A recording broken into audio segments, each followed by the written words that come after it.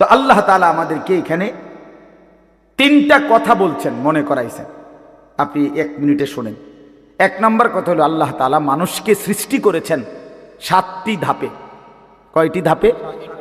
1 নম্বর মাটি, 2 নম্বর বীর্য, 3 নম্বর জমাট রক্ত, 4 নম্বর গোশতের টুকরা, 5 নম্বর হাড্ডির একটা খাঁচা মানে কঙ্কাল, 6 নম্বর গোশতের আবরণ মানে হাড্ডির কঙ্কালটার উপরে গোশত লাগাইছেন, 7 নম্বর রূহ ফুঁকে দিয়ে মায়ের পেট থেকে বের করছেন। এই কয়টা হলো ভাই? 7টা। এই 7টার মধ্যে প্রথমটা মাটি। তো এই মাটি থেকে আমাদের সৃষ্টি, কিন্তু পৃথিবীর কোন মাটি থেকে আমাদের সৃষ্টি, আমার উপাদানটা কোনটা ছিল, আমরা কেউ এটা জানতাম না। এবং কত হাজার বছর থেকে মাটিটা আল্লাহ তাআলা আমার সৃষ্টির জন্য এই পৃথিবীতে সংরক্ষণ করছেন। পৃথিবীর কোনো কাগজে পত্রে কম্পিউটারে কোথাও কারো হিসাবে কারো জানা ছিল না। ছিল লম্বা সময় ধরে এই মাটি পৃথিবীতে আল্লাহ তাআলা সংরক্ষণ করছেন। এলো 1 নম্বর বিষয়। 2 নম্বর বিষয় হলো, মাটি থেকে সরাসরি বীর্য না, বরং মাটি থেকে একটি নির্দিষ্ট পরিমাণ খাবার জমিন থেকে উৎপন্ন করছেন আল্লাহ। সেই নির্দিষ্ট পরিমাণ খাবার থেকে খাদ্য, শস্য, শাক সবজি, গোশত, মাছ ইত্যাদি, ভাত, চাল, তো এগুলো আবার একটা নির্দিষ্ট পরিমাণ আমার আব্বা বক্ষণ করছেন, বাবা। তো বক্ষণ করার পরে বাবার বীর্য তৈরি হয়েছে। তো বাবা মায়ের একটি নির্দিষ্ট মিলনে কোনো একদিন আল্লাহ তাআলা বাবা মায়ের উভয়ের বীর্য একত্রিত করে মায়ের জরায়ুর মধ্যে স্থাপন করেছেন। সেখান থেকে আবার 9 মাস 10 মাস লাগায়া ধীরে ধীরে ধীরে ধীরে তৈরি করে সাজিয়ে নাক চোখ কান দিয়ে একদিন রূহ ফুঁকি দিয়ে আমার এই পৃথিবীর আলো বাতাস দেখাইছেন। তো আল্লাহ তাআলা বলে, বান্দা আচ্ছা একটু ভাবো তো, সেই কতদিন তুমি মাটি ছিলা, কতদিন খাদ্যের উপাদান হিসাবে ছিলা, কতদিন তোমার বাবার বীর্য হিসাবে ছিলা, কতদিন পরে মা আর বাবার মিলন হয়েছে, সেখান থেকে আবার কতদিন লাগায়া তোমারে মায়ের পেটে রেডি করে পৃথিবীতে পাঠাইছি। এই যে লম্বা সময়, 1000 বছর, 100 বছর, যুগ যুগ ধরে, তো কেউ জানতো না তোমার নাম, তোমার কোনো উল্লেখ ছিল না, তোমার কোনো আলোচনা ছিল না, পৃথিবীতে তোমার কোনো হিসাব ছিল না, কোনো আদমশুমারিতে তোমার নাম ছিল না, কারো কোনো আলোচনায়, বিশ্লেষণে, পর্যালোচনায়, গবেষণায় তোমার কোনো নাম ঠিকানা ছিল না। আমি আল্লাহ এই সেই অনস্তিত্ব, অপরিচিত, অচেনা জগৎ থেকে আমি আল্লাহ তিল তিল করে ধীরে ধীরে লম্বা যুগ পার করে একদিন তোমার এই পৃথিবীর আলো বাতাস দেখাইলাম। আমি আল্লাহ একাই, সেই আমাকে আইসা এই জমিনে পাঠাইবার পরে ভুলে গেলাম। কামটা করলা কি? কেমনে আমারে ভুলে গেলা বান্দা? আমারে ভুললা কেমনে? তুমি জানো আমি তোমারে কতদিন যাবত লালন করেছি, তোমারে বানাইবার জন্য আমি কত দীর্ঘ সময় ব্যয় করেছি, অথচ আল্লাহ তো কুন বললেই হয়ে যায়। কথা বলেন না? আল্লাহ কুন বললে হয় না? তো সেই আল্লাহ এত লম্বা সময় লাগিয়ে আমাদেরকে সৃষ্টি করেছেন।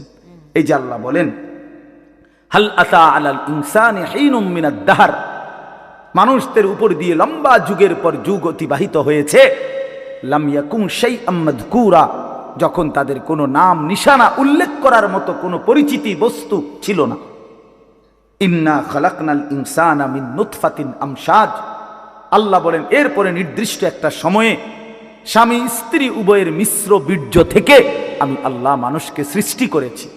এখন প্রশ্ন হইল, এই কথাটা আবার বুঝেন, প্রশ্ন হইল কেন বানাইছে আল্লাহ মানুষকে? এতদিন লাগাইয়া কেন বানাইলেন? তো আল্লাহ তাআলা বলেন, নাবতালিহি নাবতালিহি, বান্দা এত লম্বা সময় লাগিয়ে তোমাকে বানিয়েছি পরীক্ষা করার জন্য। কি করার জন্য? এই আর 5টা মিনিট, এই কথা শেষ। পরীক্ষা করার জন্য, পরীক্ষা করার জন্য, পরীক্ষা করার জন্য, পরীক্ষা করার জন্য। পরীক্ষা কি? পরীক্ষা হইল আমি তোমার একটা নির্দিষ্ট হায়াত দিলাম, কাউরে 60, কাউরে 70, কাউরে 50, কাউরে 30, কাউরে 90, যাকে যেটুকু হায়াত দিছি, দুনিয়ায় থাকতে দিছি, এটুকু সময়ে পরীক্ষা করতে চাচ্ছি তুমি কি জান্নাতে যেতে চাও না জাহান্নামে যেতে চাও। এই পরীক্ষা, এই পরীক্ষার জন্য পৃথিবীতে থাকতে দিস। বইয়া বইয়া বাত কতটি খাওয়ানোর লাগিয়ান, এনে বন সাবানের লাগিয়ান আর সিরা খাওয়ানোর লাগিয়ান, গপ পারণের জন্য না, আর বিড়ি খাওয়ার জন্য না, আর চা দোকানে আলাপ করার জন্য না, আর মোবাইল টিপার জন্য না। আল্লাহ বলেন পরীক্ষা করার জন্য। এখন আসেন, আল্লাহ তাআলা বলেন, বান্দা আমি যদি প্রশ্ন করি আল্লাহকে, আল্লাহ আমি পরীক্ষায় উত্তীর্ণ হওয়ার জন্য, আমি জান্নাতের রাস্তা পাওয়ার জন্য আপনি আমারে কি দিছেন? আমি পরীক্ষায় উত্তীর্ণ হওয়ার জন্য আমারে দিলেন কি? তো আল্লাহ তাআলা বলেন, আমি তোমারে 3টা জিনিস দিছি। কয়টা জিনিস? 1 নাম্বার, আমার সমস্ত হুকুম মানার যোগ্যতা আমি তোমার পুরা শরীরের মধ্যে 100 দিয়েছি। এমন একটি হুকুম নাই যেটা তোমার দেহে পালন করার মতো সক্ষমতা নাই, এমন কোনো বিধান আমার নাই। আমি আল্লাহ শরীরটাকে এমন যোগ্যতা দিয়েই বানাইছি যে আমার ইবাদত 100 মানার মতো যোগ্যতা সম্পূর্ণ বডি এটা। সুবহানাল্লাহ। কারণ এটা আমি বানাইছি। কে বানাইছে? আল্লাহ বানাইছে। মনে করেন আমারে বলছে রুকু দিত, কিন্তু আমার কোমরটাই মনে করেন বাঁকা হয় না, সোজা। তো তাইলে না আমি বলতাম যে আল্লাহ আপনি আমার উপরে জুলুম করছেন, আমার কোমরে বাঁকা হয় না, আপনি আমারে কোন কি দিতাম? রুকু দিতাম। এটা কি এমন? আমারে আল্লাহ বললেন সেজদা দিতে, কারণ আমি নিচের দিকেই যাইতে পারি না, ঠিক আছে না? আমি নিচের দিকে যাইতে পারি না, আমার কনুইও ভাঙ্গে না, আমার হাঁটুও ভাঙ্গে না, তা আমি সেজদা দিব কেমন? এমন যদি হতো তাইলে না আপনি বলতেন যে আমারে আল্লাহ তাআলা জুলুম করছে। কিন্তু আমাদের কি সেজদা দেওয়ার মতো সক্ষমতা জরিলের মধ্যে আছে? আছে কি না বলেন না কেন? রাত হইছে দেখে আমি বাড়াইতে চাচ্ছি না, বুঝাইতে চাইলাম আল্লাহ তাআলা আমাদেরকে ওযু, গোসল, নামাজ, রোজা, হজ, যাকাত, জিকির, তেলাওয়াত, দান, সাদাকা, সমস্ত গুনাহ থেকে বাঁচার পরিপূর্ণ যোগ্যতা আমাদের শরীরের মধ্যে দিয়েই আল্লাহ আমাদেরকে বানিয়েছেন। এই জন্য আল্লাহ বলেন 1 নম্বরে, ফাজআলনাহু সামিআম বাসীরা, আমি তোমাকে শুনবার জন্য কান দিয়েছি, দেখবার জন্য চোখ দিয়েছি। উদাহরণস্বরূপ 2টা বলছে, উদ্দেশ্য পুরা দেহ আমি সাজিয়ে দিছি যাতে করে আমার সমস্ত হুকুম মানতে পারো, নিষেধগুলো ছাড়তে পারো। এমন একটা বলো যেটা তোমার শরীরের সাথে মানানসই না, মানানসই। নবীজির একটা তরিকা বলেন যেটা আপনার আমার দেহের সাথে মানানসই না, এমন কি আছে? এমন কিছু? 2 নাম্বার কি দিলাম? 2 আর 3 একসাথে, ইন্না হাদাইনাহুস সাবিলা। আল্লাহ বলেন শুধু শরীর দিয়া ছাইরা দেই নাই, বরং আমি তোমাদেরকে আমাকে মানবার জন্য রাস্তা, পথ দেখিয়েছি, রাস্তাও বলে দিয়েছি। তার মানে তাফসীরে লিখছে 2টা।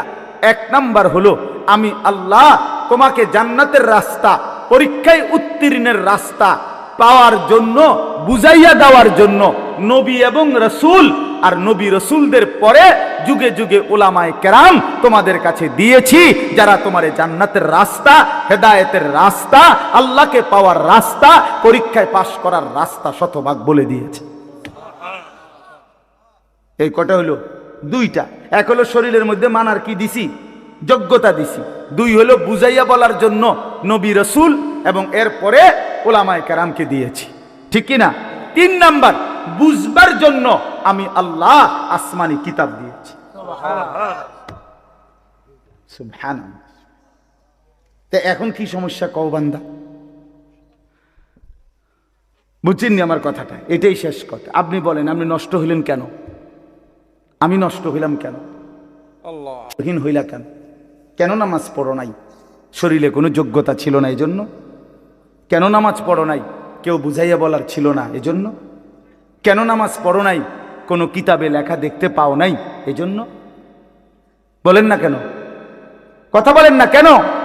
তাইলে আল্লাহ তাআলা আমাদের আল্লাহকে মানার যোগ্যতা শরীরে দিয়েছেন, বুঝাইয়া বলার জন্য নবী রাসূল এবং তারপরে উলামায়ে কেরাম দিয়েছেন, বুঝবার জন্য কিতাব দিয়েছেন। তো আল্লাহ বলেন এবার আমি শুধু দেখতে চাই ইম্মা শাকিরা ওয়া ইম্মা কাফুরা, কে কে এই 3টি জিনিস পাওয়ার পরেও কে কে আমার অনুগত আর কে অবাধ্য। ঠিক আছে, চলো খাও, খাও দাও, ফুর্তি করো, দুনিয়া ভোগ করো, শুধু আমি খেয়াল রাখতেছি যে অনুগত কে, অবাধ্য কে। কথা বুঝছেন না? হিসাব হইতে আছে, হিসাব হচ্ছে। কথা বলেন না কেন? ডানে বামে কেউ লিখতেছে? হ্যাঁ, হিসাব হচ্ছে। আল্লাহ বলেন পরে হিসাব খাতাপত্র পরে দেখাম, এখন খাও। ওই যে একটু আগে বললাম আল্লাহ বলছে দুনিয়া খাও বান্দা, শুধু মনে রাখো তুমি বাটফার। শুধু এটা মনে রাখ, ভাত খাও কোনো অসুবিধা নেই, যে তুমি যে সিটার শুধু এই কথাটা মনে রাখো। তুমি হারামখোর, তুমি সুদখোর, ঘুষখোর, তুমি নির্লজ্জ, বেহায়া, বেহায়া, বেহায়া। আল্লাহর হুকুম যে মানে না সেটা বেহায়া বেটা। এই আল্লাহ বলেন এবার যারা অবাধ্য আমার নাফরমানি করলো আমি তাদের জন্য ইন্না আ'তাদনা, এই চতুর্থ আয়াত, ইন্না আ'তাদনা লিল কাফিরিনা সালাসিলা ওয়া আগলালা ওয়া সাইরা, আমি আমার নাফরমান বান্দাদের জন্য আখিরাতে রেডি রাখছি 3 জিনিস। কয় জিনিস? 1 নাম্বার আগুনের শিকল, 70 গজ লম্বা, 70 হাত লম্বা আগুনের শিকল। হ্যাঁ, 70 জিরাআন ফাসলুকু, 70 হাত লম্বা আগুনের শিকল রেডি রাখছি, যেটা দিয়ে তোমারে পেঁচানো হবে, বাঁধা হবে। আর কি? আগলালান, 2 নাম্বার হলো তোমার জন্য আমি আল্লাহ তাআলা বেড়ি রাখছি, যেটা দিয়ে তোমার 2 হাত কনুইয়ের সাথে, কাঁধের সাথে বাঁধ দেওয়া হবে। এই 2 হাত এভাবে কাঁধের সাথে বাঁধ দিয়া রাখা হবে। সরাসরি তাফসীরে আছে। আশ্চর্য হলো, একজন সাহাবী বলছেন, আবু দারদা রাদিয়াল্লাহু তাআলা আনহু, এই কথাটা খুব সুন্দর, আমার সবচেয়ে মজা লাগছে তাফসীরে পড়ে। উনি বলছেন, হে আল্লাহর বান্দা, আজকে তোমারে আল্লাহ তাআলা বলছে নামাজের জন্য হাত উঠাও। এমনি নামাজের জন্য হাত উঠাইতে হয় না? নামাজ শুরু করে কেমনে? হাত উঠাইতে হয় কিনা?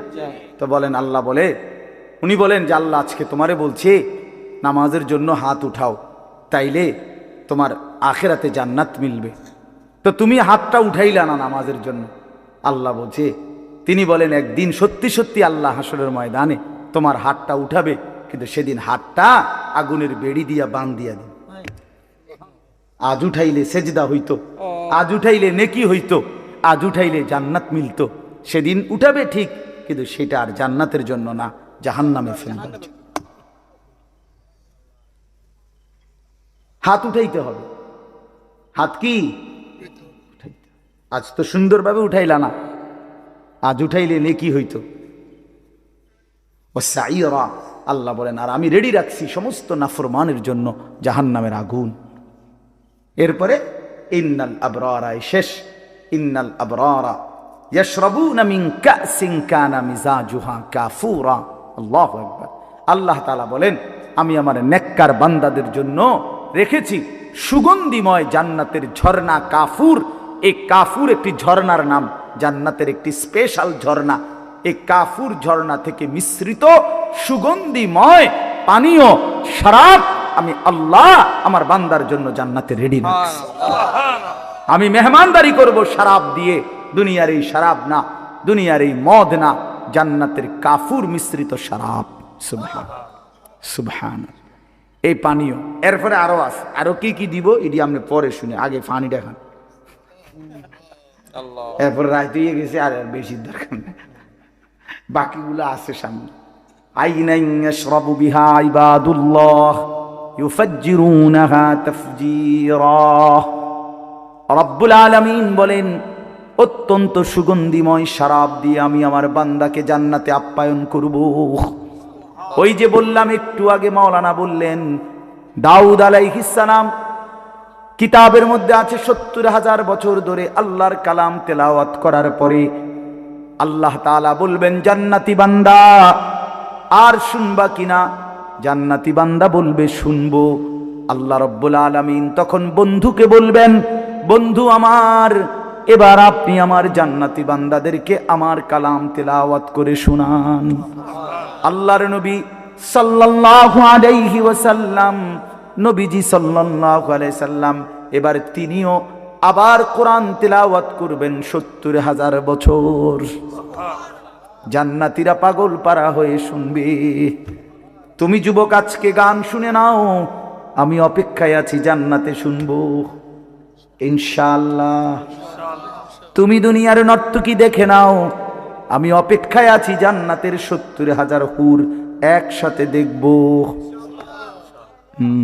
তুমি বেকুব ভাববো না আমরা রে, হুজুর রে, হ্যাঁ বেউকুব মনে করে না ছেলেরা। তুমি ভাত খাইয়া বড় হইলে, আমি চিড়া খাইয়া বড় হয়েছি না, আমি বেকুব হইতাম কা? তুমি ফাঙ্গাস তেলাপিয়া খাইলে আমি খাইছি না দি ফার্মের মুরগা কক মুরগা কি আমগো বাইতে রাঁধছে না তো আর কি তা। হ্যাঁ, এই জন্য ৭০,০০০ বছর জান্নাতি এবার রাসূলুল্লাহ সাল্লাল্লাহু আলাইহি ওয়াসাল্লামের কণ্ঠে কোরআন শুনবে। আল্লাহু আকবার। তাফসীরের মধ্যে আছে, আমার কাছে আরবি কিতাব আছে, হাদিল আরওয়াহ ইলা বিলাদিল আফরাহ, জান্নাতের বর্ণনা।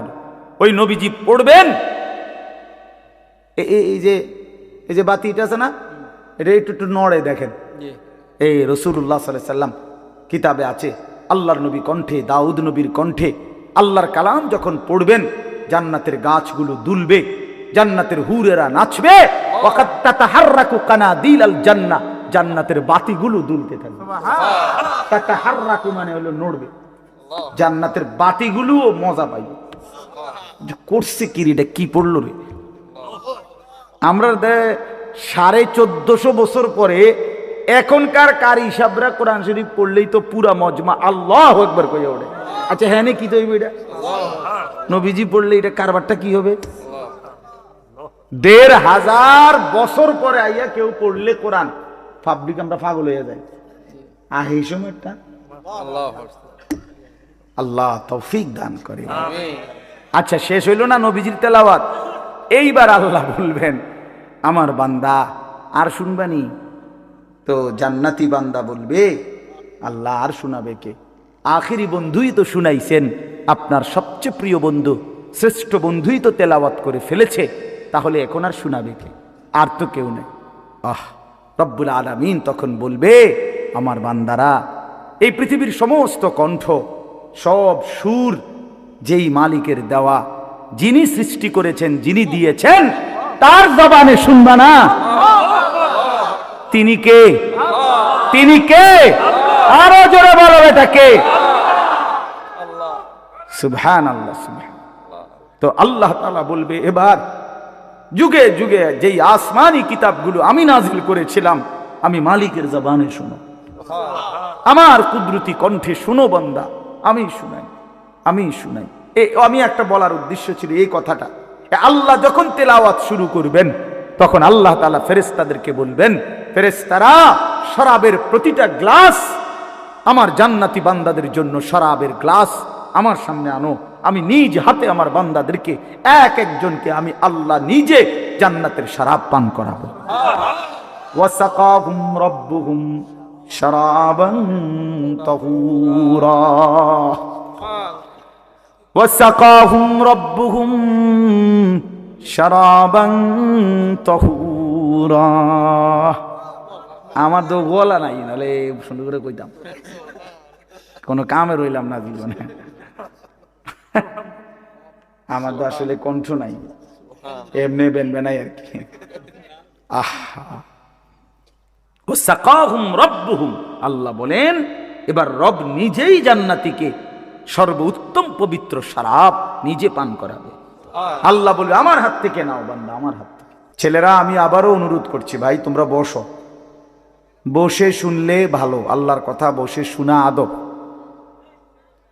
কোরআন শরীফে আছে হযরত মুসা আলাইহিস সালামের সাথে আল্লাহ তাআলা প্রথম যখন তুর পাহাড়ে কথা বলতেছিলেন, তো প্রথম সময় প্রথমবারই মুসা আলাইহিস সালামকে আল্লাহ তাআলা বলছেন ইন্নী আনা রব্বুক ফাখলা'না আলাইক, যে মুসা আমি তোমার রব, আমি তোমার সাথে কথা বলবো, আমার ওয়াহি তোমার উপর এখন অবতীর্ণ হবে, তো আগে তুমি জুতা খুলে নাও।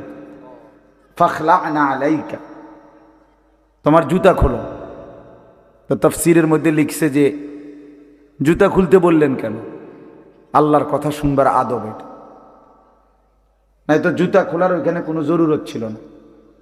এবং সবচেয়ে বড় কথা হলো তখন প্রচণ্ড ঠান্ডা ছিল, প্রচণ্ড শীত, এই পরিমাণ ঠান্ডা কুয়াশা ছিল যে মুসা আলাইহিস সালামের স্ত্রী সন্তান সম্ভবা ছিল, মানে গর্ভবতী, তো ওরা কাঁপতেছে শীতে। মুসা আলাইহিস সালাম রাস্তা হারায় ফেলছে, আবার শীতে ঠান্ডায় কাঁপতেছে। এই অবস্থায় মুসা আলাইহিস সালাম ওনার স্ত্রীকে বলছে যে পাহাড়ের এই উঁচু জায়গাটাতে মনে হয় যেন লাল আগুন জ্বলতেছে, মনে হয় সেখানে গেলে কিছু আগুন পাইতে পারি, আমি তোমার জন্য নিয়ে আসি, তুমি এখানে একটু দাঁড়াও। এতে আনলে তুমি আগুনের মধ্যে যদি একটু তাপ নাও তাইলে শীত কমে যাবে কিছুটা। এই যে না, আমরা গ্রাম অঞ্চলে ছোটবেলাতে আমরাও মনে আছে যে প্রচণ্ড শীতের মধ্যে আমরা আগুন পোহাইতাম, আগুন জ্বালাইয়া। তো তাহলে বোঝা গেল প্রচণ্ড শীত, কুয়াশা, বরফ। এরপরেও আল্লাহ তাআলা হযরত মুসা আলাইহিস সালামকে এই ঠান্ডা শীতের মধ্যেও আগে বলছে, আগে কি করো, জুতা খোলো। অথচ তখন আরো মৌজা ফিন্দানো আছিল, ঠিক না? কিন্তু না, আগে বলছেন আগে জুতা খোলো। আনা আখতারতুকা, কোরআন শরীফে আছে যে আমি তোমাকে নির্বাচিত করেছি, বাছাই করেছি। ফাসতামি' লিমা ইউহা, তুমি আমার ওয়াহি মনোযোগ দিয়ে শোনো। তাহলে আগে জুতা খোলা। এই জন্য বললাম দাঁড়ায় থাকলে তো জুতা পরে থাকতে হয়, ঠিক না? তো এটা আল্লাহর কথা, আল্লাহর কথা শুনবার জন্য আদব জরুরি, আদব জরুরি। হাদিসের মধ্যে আছে, প্রিয় নবী সাল্লাল্লাহু আলাইহি ওয়াসাল্লাম বলছেন যে আল্লাহ তাআলা আমাকে সর্বোত্তম ইলম শিখিয়েছেন, সাথে সাথে আল্লাহ তাআলা আমাকে সর্বোত্তম আদব শিখিয়েছেন। আল্লামানি রব্বি ফাআহসানা তালিমি ওয়া আদ্দাবানি রব্বি ফাআহসানা তা'দীবি। আল্লাহ তাআলা আমাকে ইলমও শিখাইছেন সর্বোত্তম, আদবও শিখিয়েছেন সর্বোত্তম। এই জন্য রাসূলুল্লাহ সাল্লাল্লাহু আলাইহি সাল্লামের একটা নড়াচড়া, একটা হাসি, একটা কান্না, একটা হাঁটা, একটা চলা, কোনো কিছু আজ পর্যন্ত 1450 বছরে আপনজন দুশ্মন, ইসলামের পক্ষে হোক বিপক্ষে হোক, কেউ যে এটা একটু দেখতে বেমানান, এটা একটু দেখতে সুন্দর না, এমন কোনো একটি বিন্দু নবীজির একটা নিঃশ্বাসও এমন প্রমাণ করতে পারে নাই। বরং রাসূলুল্লাহ সাল্লাল্লাহু আলাইহি সাল্লামের প্রতিটা নড়াচড়া সবটাই সবচেয়ে সুন্দর। সুবহানাল্লাহ। তিনি হাসলেও সুন্দর, কাঁদলেও সুন্দর, তিনি হাঁটলেও সুন্দর, বসলেও সুন্দর, তিনি কথা বললেও সুন্দর, চুপ থাকলেও সুন্দর। কথা বললেও সাহাবীরা তাকায় থাকতেন, নবীজি চুপ থাকলেও সাহাবীরা তাকায় থাকতেন। অনেক সাহাবী এমন ছিল যে শুধু আল্লাহর নবী সাল্লাল্লাহু আলাইহি সাল্লামের চেহারা মোবারকের দিকে তাকাইয়েই থাকতেন, তা আবার কোনো কথাবার্তা নাই, তা আবার চলে যাইতেন। নবীজি এরকম অনেককে জিজ্ঞাসাও করছেন যে আসো, বসো, তাকায় থাকো, আবার চলে যাও, কখনো তো কিছু বলো না। তো বলতেন যে ইয়া রাসূলুল্লাহ, যখনই কোনো দুঃখ, বেদনা, পেরেশানি, অস্থিরতা হয় মনে, জিন্দিগিটা যখন কোনো অশান্তি লাগে, অস্থিরতা লাগে, তা আপনার সামনে আসি, আপনার এই পবিত্র চেহারা মোবারকের দিকে কিছুক্ষণ তাকাই, তো জিন্দিগির সব দুঃখ পেরেশানি দূর হয়ে যায়। আপনার চেহারাই সান্ত্বনা, আপনার চেহারাই সান্ত্বনা। এই জন্য বাপ আদব জরুরি। রাসূলুল্লাহ সাল্লাল্লাহু আলাইহি সাল্লামকে আল্লাহ তাআলা সর্বোত্তম আখলাক শিখিয়েছেন। এই জন্য নবী সাল্লাল্লাহু আলাইহি সাল্লাম যেভাবে ওযু করতেন, ইস্তিনজা করতেন, পেশাব পায়খানা, খাওয়া, ঘুম, সব কিছু মডেল, সব কিছু সুন্দর, সব কিছু সুন্নাত, এবং গোটা পৃথিবীতে সবার কাছে এটা পরীক্ষিত। আজকের এই দিন পর্যন্ত আল্লাহর নবী সাল্লাল্লাহু আলাইহি সাল্লামের কোনো নিয়ম নীতি, চলাফেরা একটাও কেউ এর চাইতে উত্তম কিছু পৃথিবীতে পেশ করতে পারে না। এটা একদম সত্য কথা। এজন্য দয়া করে আল্লাহর কথা মনোযোগ দিয়ে শুনতে হয়, আদবের সাথে শুনতে হয়, কম হোক। আমি সব সময় বলি, কত মুসলমান আমরা আল্লাহর কথা শুনি, কিন্তু শুধু কেবল একটু আন্তরিকতা, আগ্রহ, এর অভাবে পরিবর্তন হয় না। নাই তো বিশ্বাস করেন, আপনাদের এলাকার ওলামায়ে কেরাম, মসজিদের ইমাম সাহেব, জুমার নামাজের বয়ান, সব কিছুই গুরুত্বপূর্ণ, সকল কথাই আলেমরা বলে, কিন্তু হয় আপনি জিমাইছেন, নয় আপনি জুরাইছেন, নয় আপনি মনোযোগ দেন নাই, অথবা আপনি বুঝতেই চেষ্টা করেন না। ও মাইতো না চাই, হুজুররা কত কথাই কয়, সব হইনা কি আর চলন যাব না, এই কথা বলিয়া সবগুলোই ফেলাই দিছে। কথা বুঝছেন না? ও এত সব ধরলে কোনো অনকার যুগে আর চলা যাইতো না, এই কথা বলে কিছুই ধরে নাই, কোনোটাই মানে নাই, পুরা জিন্দিগিটাই খেয়াল খুশির মতো চলছে। ও আরেকজনের থেকে দেখছে, পথে ঘাটে, টেলিভিশনে, অথবা নিজের মনে যেটা মন চাইছে তাই করছে। আল্লাহ তাআলা কোরআনুল কারীমের মধ্যে বলছে, যে মানুষ তার মন মতো চলে, আল্লাহর কসম, কোরআনে আল্লাহ বলছে ওই মানুষ না, ওই জানোয়ার। সরাসরি কোরআনের আয়াত। আল্লাহ তাআলা বলছে যে তার ইচ্ছা মতো চলে, আল্লাহর বিধান, রসুলের বিধান, কোনো কিছু যে তোয়াক্কা করে না। আমার মনে যা চায়, চুল এমন কেন, আমার মন চাইছে। এভাবে হাঁটো কেন, আমার মন চাইছে। এটা কি ধরনের জামা পরলা, আমার মন চাইছে। তুমি এভাবে দাঁড়াইয়া পেশাব করো কেন, আমার মন চাইছে। তুমি এখানে দাঁড়ায় আসো কেন, আমার মন চাইছে। তুমি এখন সারাক্ষণ ঘুমায় রাখছো সকালবেলা, আমার মন চাইছে। এই যে একটা মানসিকতা, আমার মনে যা চায় তাই করলাম। বিশ্বাস করেন ভাই, নওজোয়ান ছেলে তোমরাও বোঝো ভাই, এই জীবন জানোয়ারের জীবন। খোদার কসম, এটা জানোয়ারের জীবন, এটা মানুষের বাচ্চা না। এ জন্তু, জানোয়ার, হাইওয়ান, এই গরু ছাগলের জিন্দেগি। এজন্য কোরআন শরীফ আল্লাহ বলছে, আর আইতা মান ইত্তাখাযা ইলাহা, যে তার নিজের মনের চাহিদাকেই নিজের খোদা বানিয়েছে।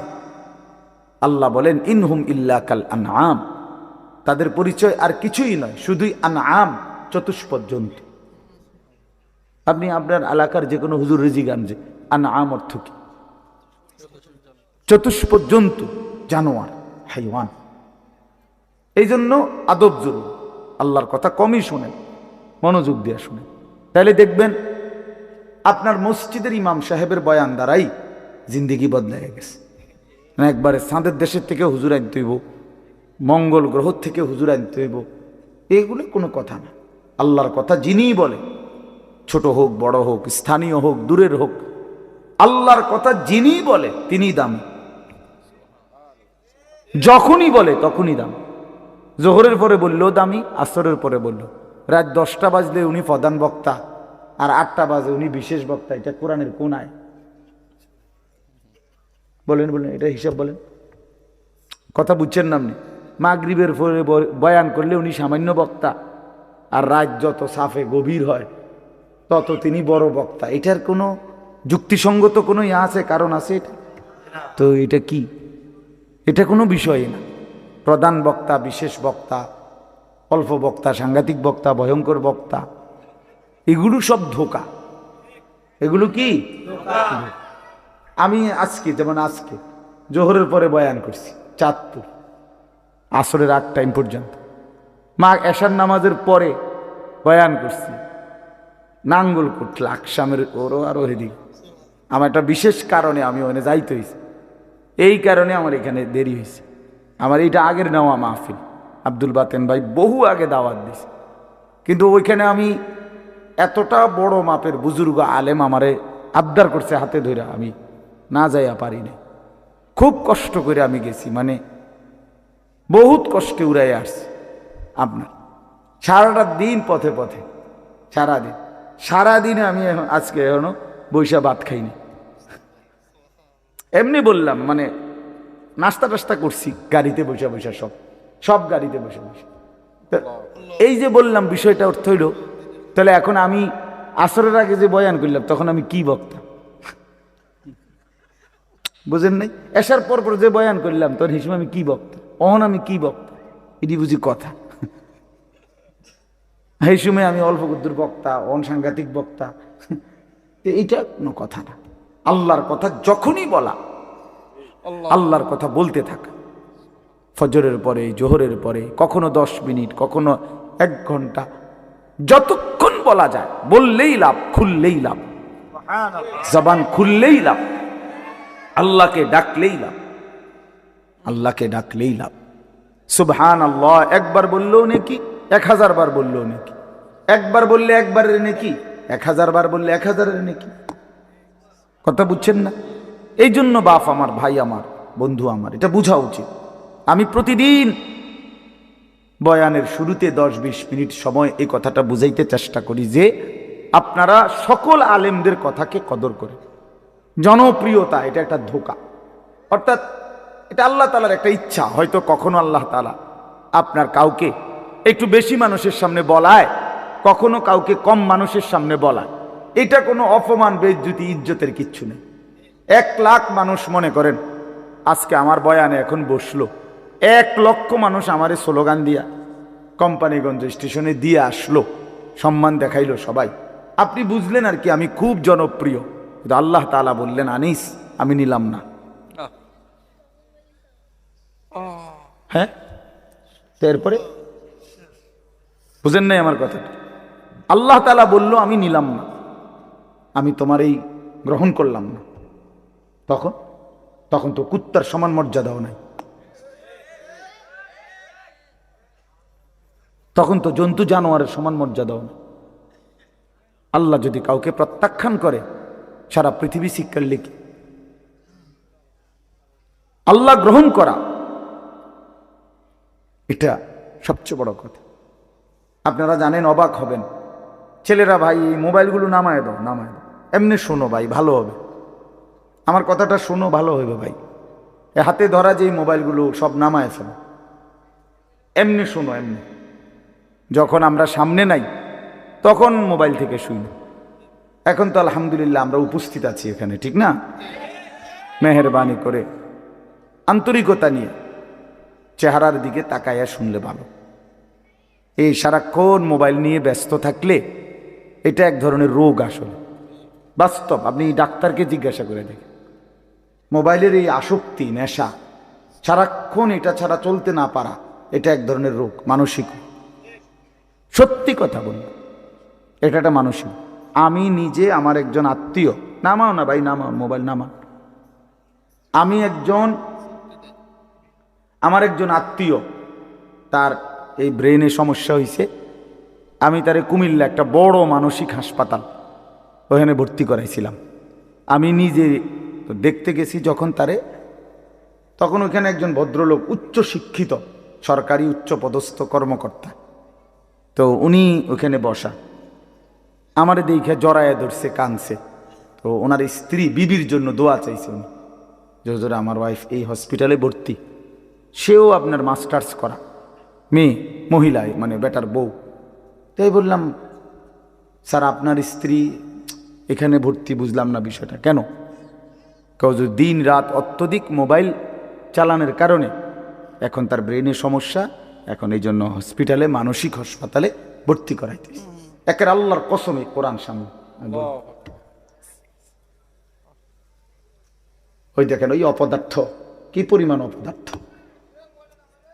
মানে এই জিন্দিগি একটা ফালতু জিন্দিগি আর কি। যে হুজুর আমনে না, আরো বলেন আমি বেশরমের কোনো শরম নাই। হ্যাঁ, মানে এইটাই হলো মানুষ, অর্থাৎ কোথায় আমি কিচ্ছুর কোনো হিসাবের দরকার, আমার যা মন চায়। এবারে কে বলছে এত কথা আমার দরকার, আমনের মতো হুজুর নামে হুজুরের আব্বা কোক, আমার মোবাইল আমি টিপবই। বহুত বড় অসভ্য মানসিকতা, অসভ্য মানুষ।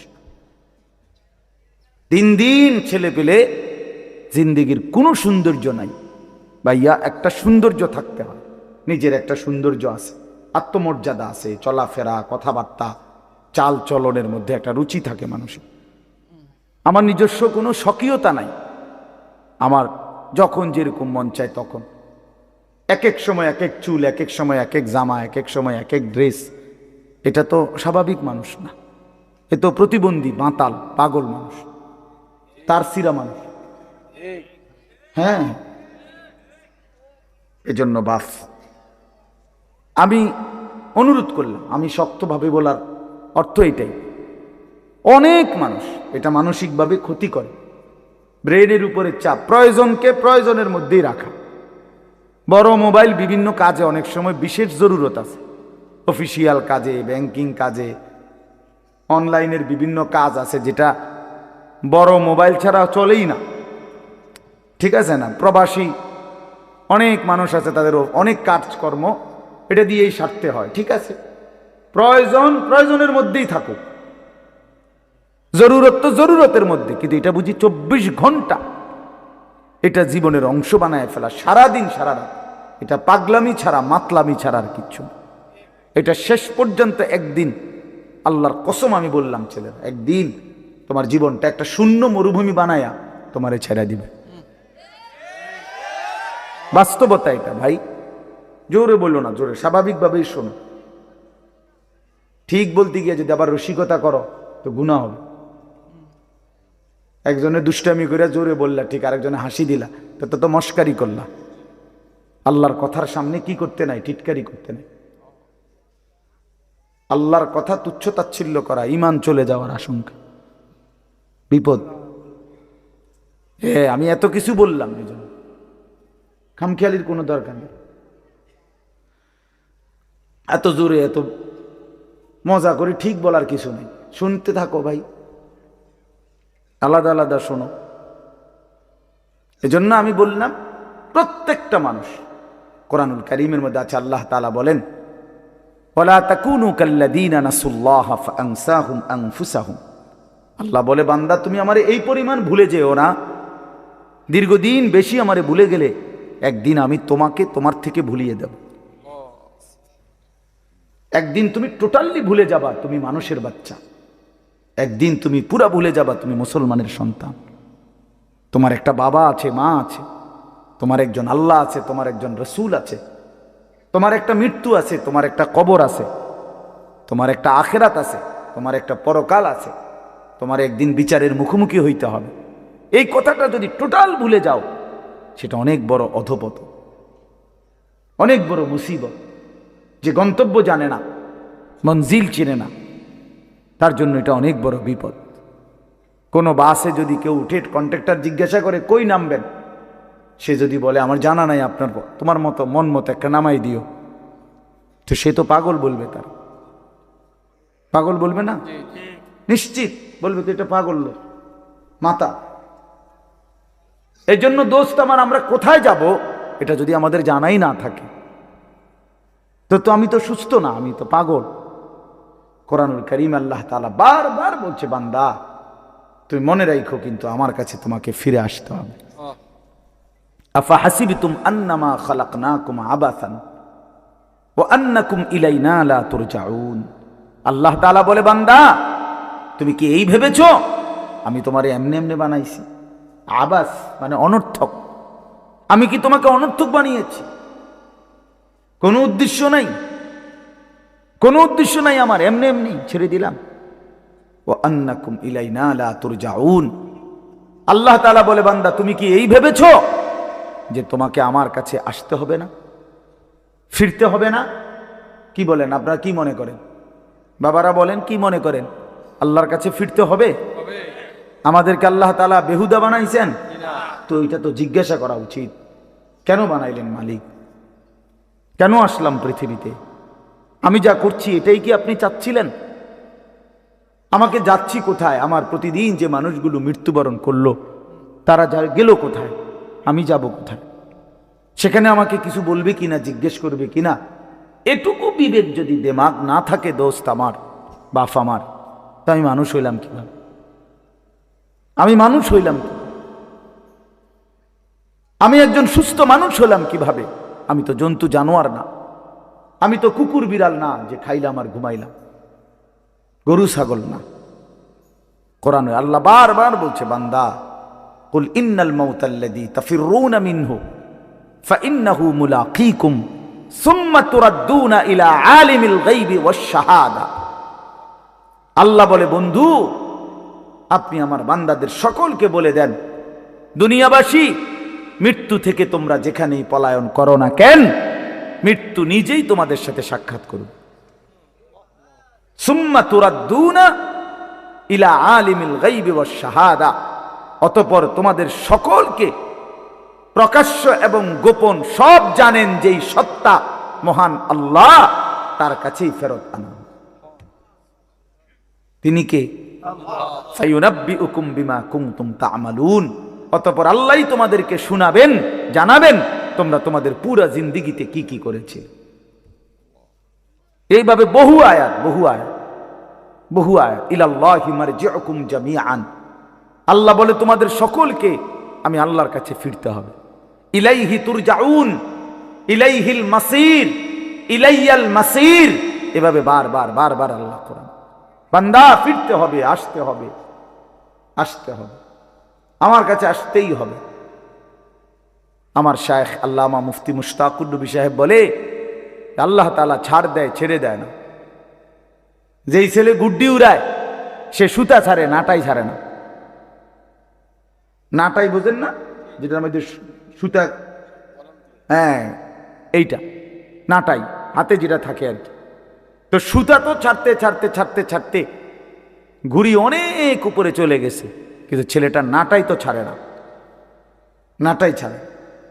তো আল্লাহ তাআলা বলে, বান্দা 60 বছর, 50 বছর, 70 বছর, 30 বছর, 100 বছরের সুতা তো আমি ছেড়ে দিছি, কিন্তু নাটাই ছাড়ি নাই। ঠিক যখন সময় হয় আমি আল্লাহ মালাকুল মউত পাঠিয়ে, আজরাইল পাঠিয়ে 1 সেকেন্ডেই তোমাকে আবার আমার কাছে নিয়ে আসি। তোমারে ফিরাইয়া আনতে দেরি হয় না আমার। ফাইদা জাআ আজালুহুম লা ইস্তাখিরুনা সাআতান ওয়া লা ইস্তাকদিমুন। 1 সেকেন্ড আল্লাহ দেরি করবেন। চলেন বাপ, এই জন্য ভাবতে শিখি। ছেলেরা তোমরাও ভাইবো, আমার বাপ আমার কথা হইলেও তোমার পথে তুমি, আমার পথে আমি। যার যার জায়গায় আমরা ফিরে যাব, যার যার গন্তব্যে। তোমার ঘর আলাদা, আমার ঘর আলাদা।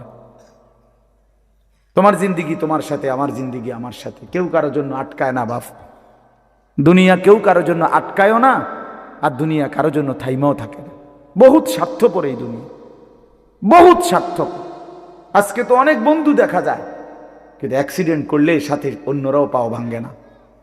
আমার যেদিন পাও ভাঙছিল 2021 সালে, এই যে এখন রমজান আমার জিগাইছে যে হুজুর আপনার পাওটা মনে হয় এখনো সোজা হয় নাই। আমি হ্যাঁ, আজও সোজা হয় নাই। সেই 2021 সালে আমার পাও ভাঙছে। আজকে 4 বছর পরেও কাছের থেকে দেখলে বোঝা যায় আমার পাও একটু বাঁকাই। তো আমার তো অনেক ঘনিষ্ঠ বন্ধু আছে, কিন্তু সেদিন তো আমার পাও ভাঙলো যেদিন, সেদিন তো আমার সাথে আর কারো পাও ভাঙে নাই। এবং আমি যেই মোটর সাইকেলে ছিলাম, ওই মোটর সাইকেলে আমি আমার বন্ধুর মোটর সাইকেলে আমি পিছনে বসছি। আমি মোটর সাইকেল চালাই নাই, পারিও না চালাই। তো পিছনে বসা ছিলাম, সে সামনে। ভ্যান গাড়ি আইসা আমার পায়ে বাড়ি দিস, অথচ আমার ঠিক বরাবর তার পাও। সেও তো মোটর সাইকেল চালাইতেছে, তার পায়ে একটা সুতাও লাগে না, কিচ্ছু লাগে। দুনিয়ায় আমরা একাই, স্বার্থপর এই দুনিয়া। সামনের সিএনজি অ্যাক্সিডেন্ট করলে রক্তে ভাইসা গেছে মানুষের লাশ, পিছনের গাড়ি থামে না, সাইডি দিয়ে জায়গা জায়গা বাপ, কেউ থামে না। একটু জ্যাম বাজলে কারো আর সহ্য হয় না, চিৎকার শুরু করে, জ্যাম ক্লিয়ার করো। পুলিশ কই, আই বেটা কি? আরে ভাই মানুষ মারা গেছে। আরে মানুষ মরলে মরছে বেটা, রাস্তা ক্লিয়ার করো বেটা। এরই নাম দুনিয়া, এরই নাম দুনিয়া। তোমার এই অসৎ বন্ধুগুলোরে ডাক দিয়ে বলো না একবার যে দোস্ত, আমার যদি পাওটা ভাঙ্গা যায়, আমার কাছে যদি টাকা না থাকে, আমি যদি আর কোনোদিন তোদের সাথে আড্ডা দিতে না পারি, তো তোরা আমার সাথে আসবি কিনা? কেউ আসবে না, কেউ আসবে না। তুমি বুঝো না ভাইয়া, তুমি জানো না এই অসৎ বন্ধু তোমারে নষ্ট করে দিচ্ছে। সারা দিনে যে বন্ধু, দিনের পর দিন তার সাথে আমি চললাম, অথচ একটা বার 1 ওয়াক্ত নামাজ পড়ার কথা বলে না। এ তো বন্ধু না, এ তো জানোয়ার, এ তো শয়তান। এটা বন্ধু কিসের? এটা বন্ধু কিসের? এই জন্য আমরা প্রত্যেকেই এটা ভাবা উচিত, আমরা একাই। দুনিয়া তো একা, কবরও একা। দুনিয়া তো একা। আমার অসুস্থ হইলে, পেটে ব্যথা হইলে আর কারো পেটে ব্যথা হয় না, আমার বিবিরও না, আমার বাচ্চারও না। তা আমি একা না? আমার সুখে আমি একাই, আমার দুঃখে আমি একাই, একাই। আমার মুসিবতে আমি একাই, আমার কবরে আমি একাই, আমার হাসরের ময়দানে আমার একাই দাঁড়াইতে হবে। এই জন্য আমরা যদি নিজেকে ভুলে যাই, ভুল হবে এটা। আল্লাহ তাআলা আমাদেরকে আকল দিছেন, দিমাগ দিছেন, বুঝ দিছেন, বিবেচনা দিয়েছেন, বোধ শক্তি দিয়েছেন, আলো অন্ধকার, রোদ বৃষ্টি, আগুন পানি, ভালো মন্দ, রাত দিন বুঝার তৌফিক দিয়েছেন, সব কিছু দিয়েছেন। আমি এটা আপনাদের এখন শোনাচ্ছি। এখানে আমি 5টা আয়াত পড়ছি, এই ছোট্ট অল্প একটু সময়ে এই আয়াতগুলোর তর্জমা শুনে তাইলে আমার কথা শেষ। শুরুতে আমি এটা বলে নিলাম, আল্লাহর কথা মনোযোগ দিয়ে শুনবেন। আপনাদের এলাকার ওলামায়ে কেরামের বয়ানও, এই জুমার বয়ানও আন্তরিকতা নিয়ে শুনবেন, বলেন ইনশাআল্লাহ। অনেক চাচা, বয়স্ক, মুরব্বী, অনেকের মানসিকতা হলো এই জুমার বয়ান হয় মসজিদে, উনি বসে বসে জুড়ায়, এ বইয়ে বইয়ে এরকম কাব্যা, এ কাব্যান্য বেডই, এ কাব্যান্যই থাকে, আর কামে লাগে না কোন। এই জীবনটা শেষ জীবন পর্যন্ত বুড়া বয়সেও ওই সাদওয়ান আর ওই বন বিড়ি ছাড়া আর কোনো কামে লাগে না। ডিউটি এটা, বইয়ে বইয়ে বন খায়, বিড়ি খায়, আর এই গপ মারে, শিহুলি কয়, সিনেমা নাটক, সিনেমা, নর্তকী, নাচ গান, টেলিভিশন, বসে বসে চা দোকানে এগুলো দেখে। কারণ এ আমল করবে কিন্তু জানেই না কিছু, জানেই তো না কিছু, শিখেই তো নাই কিছু, শিখেই তো না কিছু। আমলের মধ্যে কোনো ভুল আছে কিনা এটাও তো সংশোধন করে না। 100 দানার তসবি পড়ে ফেলছে 1 মিনিটে। এটা কি তসবি পড়লো মিনিটের মধ্যে, মিনিট মেশিনে সুবহানাল্লাহ আলহামদুলিল্লাহ আল্লাহ, এটা কিতা, এগুলো কি? আপনি জিজ্ঞাসা করেন, এখন একজন আলেম জিজ্ঞাসা করেন, পৃথিবীর কোন আউলিয়া বুজুর্গকে জিজ্ঞাসা করেন যে এটা তাসবিহ কিনা। এটা মোটেই তাসবিহ না, কোনদিনও না। ইসলামে রাসূলুল্লাহ সাল্লাল্লাহু আলাইহি ওয়াসাল্লাম জীবনে কোনোদিন বলে নাই যে উম্মত তাসবিহ যত তাড়াতাড়ি শেষ করতে পারবা তত নেকি, নামাজ যত তাড়াতাড়ি শেষ করতে পারবা তত নেকি, তারাবি যত তাড়াতাড়ি শেষ করতে পারবা তত নেকি। আল্লাহর কোরআন, রাসূলের হাদিস, কোন আউলিয়া, কোন পীর মাশায়েখ, কোন উলামা, কোন পীর বুজুর্গ, কোন ফকিহ, মুফতি, মুহাদ্দিস, ইমাম, আলেম কেউ কোনোদিন বলে নাই। আপনি এটা কি নামাজ পড়েন? 4 রাকাত সুন্নত পড়তে আপনি 1.5 মিনিটে ওডেয়ার নামে, ওডেয়ার নামে মস্কারি করে আর কি, আল্লাহর সাথে মস্কারি করে। একটা ফরনারি, ফরনারি কি সূরা, কেরাত, দোয়া, কালাম, আত্তাহিয়াতু, তাশাহুদ, দোয়ায়ে কুনুত সব ভুল। আপনি নামাজ পড়েন, আপনি নামাজ পড়েন, হ্যাঁ, হাসরের ময়দানে গিয়ে দেখবেন সব ডি মিলাইয়া 100 গ্রাম ওজন আইয়ে না, টের পাইবেন তো তখনই না। কথা বুঝেন নাই? আমরা হুজুররা আজীবন শুদ্ধ কোরআন পড়তে হবে, আর আমনে ভুল কোরআন পড়ে বেহেশতে চলে যাবেন। বেহেশত এরকম বেইনসাফের জায়গা না, বেহেশত ইনসাফের জায়গা। নামাজ, রোজা, হজ, যাকাত, জিকির, তেলাওয়াত, কোরআন, এর জন্য আপনার জন্য যে আইন আমার জন্য সে আইন, আমার জন্য যে আইন আপনার জন্য সে আইন। রাসূলুল্লাহ সাল্লাল্লাহু আলাইহি সাল্লামের জন্য কোরআন শরীফ শুদ্ধ করা ফরজ, আর সাহাবীদের জন্য কোরআন শরীফ কোন রকম পড়লেই চলতো, এটাই নিয়ম ছিল তো। তাইলে আমনে সাধারণ মানুষ, আমনে পাবলিক, আপনি ছোটবেলায় পড়েন নাই, আপনি স্কুলে পড়ছেন, আপনি কলেজে পড়ছেন, এই সমস্ত কথা বললেই আপনার কোরআন শরীফ অশুদ্ধ, সূরা কেরাত অশুদ্ধ, তাইলে আপনি মাফ পেয়ে যাবেন, এ কথা আপনারে কে বলল? পাবলিক হইলে কোরআন শরীফ শুদ্ধ করতে হয় না, এ কথা আপনারে কে ফয়সালা দিল? বলেন চাচা, একজন চাচা বলেন, কথাটা বুঝছেননি আমার চাচা? না আপনি গ্রামের মানুষ হইলে আপনার সূরা কেরাত শুদ্ধকরণ লাগবে না, আপনি ভুল করেই সারব, আপনার এই কথা ফয়সালা দিছে কে? কোন হুজুর? তার বিচার হইবে। বলেন মিজান ভাই, আপনি জিজ্ঞান কে বলল এই কথা? এরকম কোনো অধিকার আছে কারো সিদ্ধান্ত দেওয়া? স্কুলে পড়লে, কলেজে পড়লে তোমার আর কোরআন শরীফ শুদ্ধ করতে হবে না ভাইয়া, এ কথা তোমারে কে বলল? কে বলল? রাসূলুল্লাহ সাল্লাল্লাহু আলাইহি ওয়াসাল্লামের সামনে যে সাহাবী দাঁড়াইতেন আবু বকর, আর পিছনে যেই সাহাবী, সকলের কোরআন শরীফ সমান শুদ্ধ ছিল, সকলের রুকু সেজদা সমানভাবে বিশুদ্ধ ছিল মিয়া। পিছনের ওয়ালার সেজদা আর সামনের ওয়ালার সেজদা বরাবর ছিল। মস্কারি করে, আমরা গ্রামের মানুষ, হুজুর আমরা হইলাম সাদা সিধা মানুষ, কোন রকম, হ্যাঁ কোন রকম কদ্দুর দিন আইনা দিন খাই, আলাপ করে। আলাপ আপনার এই সমস্ত আলাপে হবে না বাপ, বিশ্বাস করেন না, হবে না। কোরআনুল কারীমের মধ্যে আল্লাহ বলছেন, ফামান কানা ইয়ারজু লিকা রাব্বিহি ফালিয়ামাল আমালান সালিহা ওয়ালা ইউশরিক বিইবাদাতি রাব্বিহি আহাদা। রব্বুল আলামিন বলেন, আখিরাতে যারা যারা আমি আল্লাহর সাক্ষাৎ তথা জান্নাত পেতে চাও, দুইটা বিষয় লাজেম। 1 নাম্বার, ফালিয়ামাল আমালান সালিহা, প্রতিটি আমল করতে হবে সালিহা, বিশুদ্ধ। যদি আমি আল্লাহর সাক্ষাৎ চাও, যদি জান্নাত পেতে চাও ফালিয়ামাল আমালান সালিহা। কোরআনুল কারীমের সমস্ত জায়গায় আল্লাহ আমলের সাথে সালেহ এই শব্দ যোগ করেছেন। শুধু আমল মন মতো করতে বলে নাই, সালেহ হইতে হবে। ইল্লাল্লাযীনা আমানু ওয়া আমিলুস সালিহাত ওয়া'দাল্লাহুল্লাযীনা আমানু মিনকুম ওয়া আমিলুস সালিহাত। বারবার আল্লাহ বলছেন বান্দা আমল হতে হবে বিশুদ্ধ। নেক আমল মানে বিশুদ্ধ আমল, বিশুদ্ধ আমল হইলেই নেক আমল। বোঝেন নাই? যে আমল বিশুদ্ধ আমল ওই আমল নেক আমল, যেটা নেক আমল ওইটা বিশুদ্ধ আমল। মানে বিশুদ্ধ আমল না হলে সেটা নেক আমল হয় না। নেক আমল হইতে হইলে বিশুদ্ধ আমল ছাড়া হবে না। হবে? হ্যাঁ হ্যাঁ, কোন সাধারণ থেকে সাধারণ মানুষের জন্য জমি দলিল করার নিয়ম যা, একেবারে উচ্চ শিক্ষিত ডক্টরেট ডিগ্রিধারী ব্যক্তির জন্য জমি দলিল করতে নিয়ম তা। কথা বলেন না কেন? দুনিয়ার নিয়ম বরাবর মিয়া, তার আখিরাতের নিয়মের ব্যাপারে বরাবর হবে না কেন? আপনারা ভুল করবেন না।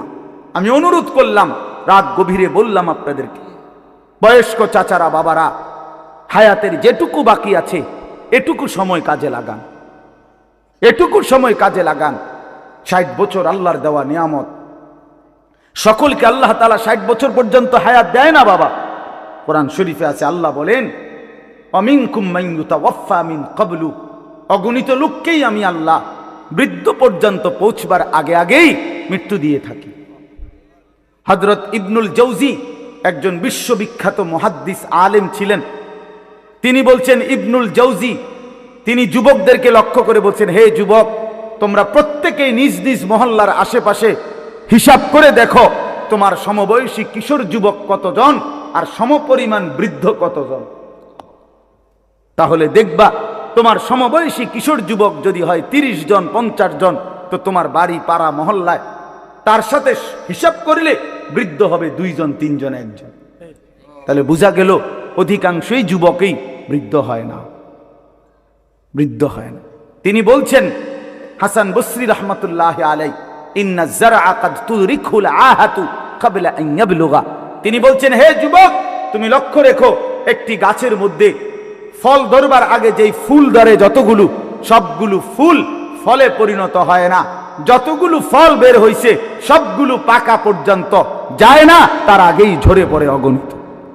একটি আম গাছে যতগুলো মুকুল ফুল ধরে, ফুল বের হয়, সবগুলো বড় বড় আম হয়? বলেন না বাপ? ঝরে যায় অগণিত ফুল। এরপরে যেগুলো আম হয় ছোট ছোট, তো সবগুলো ছোট্ট আম বড় হইয়া পাকা পর্যন্ত পূর্ণ হয় না, ঝরেই যায় বেশি, থাকে কয়টা? অল্প। এজন্য মানুষের হায়াতে বৃদ্ধে পৌঁছবার আগে আগেই ঝরে যায় বেশি, কবরে চলে যায় বেশি। এটাই সত্য, এটাই বাস্তবতা। প্রত্যেক বাড়িতে বাড়িতে আছে। মানুষ বলে যে এই চাচা, এই দাদা আমগো বাড়ির মধ্যে হুজুর আর এই শেষ মুরব্বী। ঠিক কিনা বলেন না? চাচাই আর বাচ্চা রয়েছে, দোয়া করেন, যেটার জন্য দোয়া করেন, এরকম বলে না? আমাদের কাছে তো বলে। তো বাড়িতে তখন অনেক লোক আছে, ছেলে পেলে, কিন্তু বয়স্ক লোক আছে কয়জন? 1 জন 2 জন 1 জন। এই জন্য যুবক অনেক নওজোয়ান বর্ষ ভাইয়া, আমি অনুরোধ করলাম, দোস্ত আমার, বন্ধু আমার, নিজেরে নষ্ট করে দিও না বাপ, নিজেরে নষ্ট করে দিও না।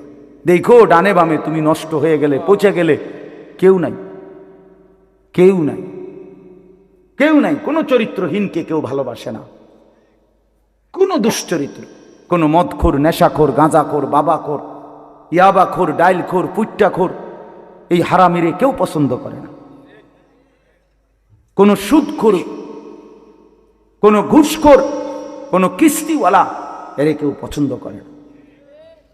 কোনো হারামখোরকে কেউ পছন্দ করে না। সামনে ভয়ের কারণে, ক্ষমতার কারণে, বাহাদুরির কারণে, হয়তো কখনো কখনো সামনে যদিও কিছুটা ভদ্রতার দেখায়, কিন্তু পিছনে অভিশাপ দেয়। তোর উর্ফে খোদার গজব পড়ো, এমনি বল, তোর উর্ফে আল্লাহর লানত পড়ো, তুই মানুষের সম্পদ কুক্ষিগত করস, এই কথা বলে। তো বেটা কি টাকা কামাইলি, কি বাড়ি করলি বেটা, টাইলস লাগাইলি, মানুষ তোরে অভিশাপ দেয় বেটা। এক চাইতে এই জিন্দেগির চাইতে মরে যাওয়া ভালো বেটা। মরে যাওয়া ভালো হারাম করবে না। এই জন্য বাপ, কোন নাফরমানকে কেউ পছন্দ করে না, কোন জালেমকে কেউ সম্মান করে না, মহব্বত করে না। আল্লাহ তাআলা আল্লাহর নজর থেকে, বিশ্বাস করেন যে আল্লাহর নজর থেকে সরে যায় প্রত্যেক পাপী, নাফরমান পাপী আল্লাহর দৃষ্টি থেকে, আল্লাহর রহমের দৃষ্টি থেকে সরে যায়। আর আল্লাহর নজর থেকে সরে যায় যে আল্লাহর কসম গোটা মাখলুক তাকে নিন্দাই করে, মালউন হয়, সমস্ত সৃষ্টির কাছে সে অভিশপ্ত হয়। আল্লাহর রহমের নজর যার উপরে পড়ে তারে গোটা সৃষ্টি ভালোবাসে। ইন্নাল্লাযীনা আমানু ওয়া আমিলুস সালিহাত সায়াজআলু লাহুমুর রাহমানু ওয়ুদ্দা। আল্লাহ বলে, নিশ্চয়ই যারা ঈমানওয়ালা হলো এবং সমস্ত নেক আমল বিশুদ্ধভাবে করলো, আমি আল্লাহ আমার গোটা সৃষ্টি জগতের মধ্যে তার জন্য আমি নিজে ভালোবাসা দিয়ে দেব। ভালোবাসা দিয়ে, ভালোবাসা জোর করে আদায় করতে হয়, মহব্বত আল্লাহর পক্ষ থেকে। মহব্বত আপনাদের সাথে আমাদের ভালোবাসা আল্লাহর পক্ষ থেকে, ঠিক কিনা বলেন না কেন?